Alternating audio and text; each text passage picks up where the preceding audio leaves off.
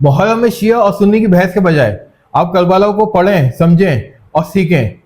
Karbala हमें क्या सिखाती है? करबला हमें कुर्बानी देना सिखाती है, सब्र करना सिखाती है और सबसे बड़ी बात जुल्म के खिलाफ डट जाना सिखाती है। करबला जो है वो किसी एक मसलक का नहीं है।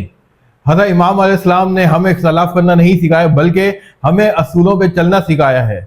अगर आज भी हम जुल्म के खिलाफ आवाज़ अपनी बुलंद करना नहीं जानते, हम आज भी अगर मजलूम के साथ खड़ा नहीं होना जानते, अगर आज भी हम बर्दाश्त करते रहते हैं अपने ऊपर मुजालिम को, अगर आज भी हम अपनी आंखों से देखते हैं जुल्म होता हुआ, तो यकीन माने हम तो इंसान कहलाने के लायक भी नहीं है। लेकिन हम क्या करते हैं, सिर्फ मसला की बहसों में पड़ जाते हैं और सीखते कुछ नहीं।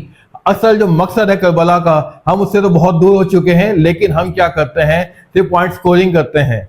हमें शिया सुन्नी की बहस में इस वक्त नहीं पढ़ना, हमने सीखना है कि करबला ने हमें क्या सिखाया, हज़रत इमाम अलैहिस्सलाम ने हमें क्या सिखाया, हमें क्या दर्स दिया। उनकी कुर्बानी असल थी किसके लिए?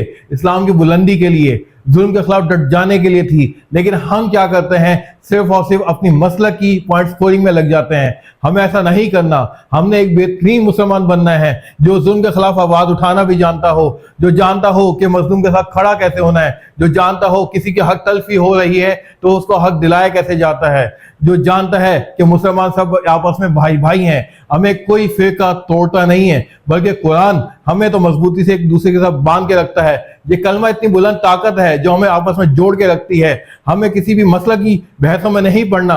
हमें सीखना है कि हज़रत इमाम अलैहिस्सलाम हमें सिखा के क्या गए, और हमें हर वक्त सिर्फ यही कोशिश करते रहना चाहिए कि हाँ, अब कहीं जुल्म होगा तो हम आवाज उठाएंगे, हम अपने हक के लिए आवाज उठाएंगे, और जैसी मर्जी सामने ताकत हो हम कभी भी अपना सर नहीं झुकाएंगे।